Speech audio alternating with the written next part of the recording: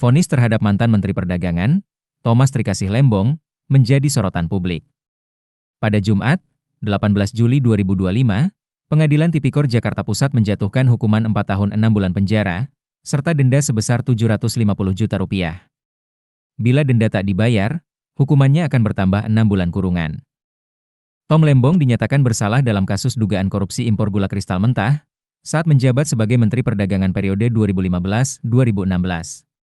Menurut Majelis Hakim, Tom telah menerbitkan 21 izin impor gula untuk sejumlah perusahaan swasta, yang dianggap bertentangan dengan prinsip transparansi dan merugikan negara. Namun, dalam putusannya, Hakim menyebut bahwa Tom tidak menikmati hasil dari tindak pidana tersebut. Hakim juga menilai bahwa kerugian negara yang timbul hanya sebesar Rp194 miliar, bukan Rp578 miliar sebagaimana dakwaan jaksa. Kerugian ini muncul akibat PT Perusahaan Perdagangan Indonesia atau PT PPI, yang merupakan BUMN, membeli gula dari pabrik swasta dengan harga lebih mahal dari harga pokok penjualan petani.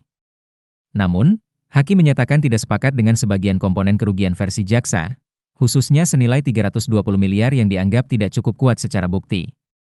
Ada 4 alasan yang dianggap memberatkan. Pertama, kebijakan impor Tom dinilai lebih mengedepankan ekonomi kapitalis dibandingkan prinsip ekonomi Pancasila. Kedua, ia dianggap mengabaikan kepastian hukum, dan membuat kebijakan tanpa merujuk secara tegas pada aturan yang berlaku.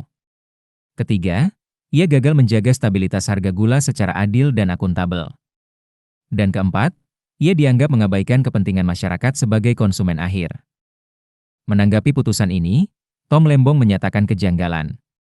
Ia menilai Majelis Hakim mengabaikan kewenangannya sebagai Menteri Perdagangan, yang secara hukum memiliki mandat mengatur tata niaga bahan pokok. Ia menegaskan bahwa tanggung jawab teknis tetap berada di tangan kementerian, bukan Menko atau rapat koordinasi antar menteri. Tom pun menyatakan bahwa putusan ini tak mencerminkan fakta-fakta persidangan, termasuk keterangan saksi ahli yang menjelaskan bahwa ia bertindak sesuai wewenang yang diberikan negara.